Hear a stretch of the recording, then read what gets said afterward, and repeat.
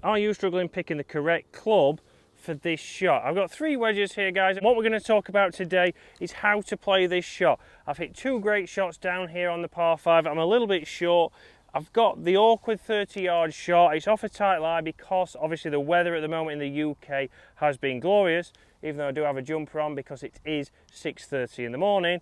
But we need to think about what club we use from here. A lot of people get the 60-degree out here because, as always, like James Robinson, like most golfers, they believe that that's the right club, that's the one they're confident with. And what they're then going to do is obviously take a lot of loft off, get it back in the stands and try and de-loft that. And we will get a strike, but we're having to take all the bounce off. Obviously, your 60 degree is going to have a reasonable amount of bounce. To get that off, you've got to have a lot of forward shuffling. Once we do that, it's very hard. I have to get very far back in my stance. I've got to try and dig that out of there. Oh, well, it's not done bad. It's gone to around about 10 feet. But there's a lot of things that can go wrong there. We're trying to manipulate the club. We don't want to manipulate the club. We want to be able to just get that club working. I picked the wrong club up there, so I will go back. 56 degree is what we are using now. So again, this 56 degree has even more bounce than the 60. So this has 12 degrees, 60 had 10 degrees of bounce. So you've got to pick the right club for this shot. So again here, what I'm going to have to do is I'm going to have to get a little bit more forward shaft lean, and I'm then going to have to manipulate that back in the stands.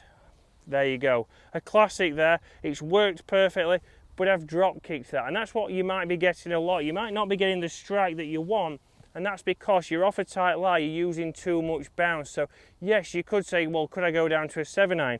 You certainly could go down to a 7-iron. All we've got to think about here is where this golf ball is landing.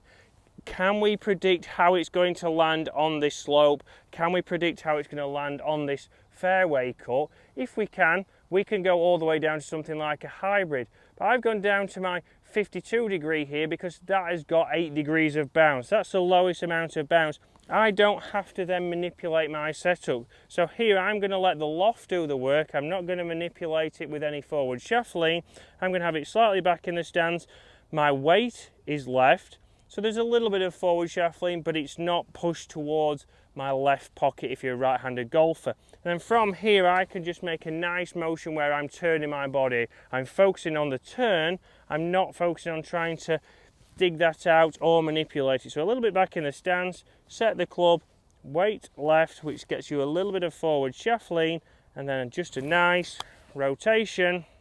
You will see bounced into the slope. I've played that perfect there. Everyone who comes down here and chooses a wedge, you could hit the perfect shot. That was the perfect strike out of the middle of the club.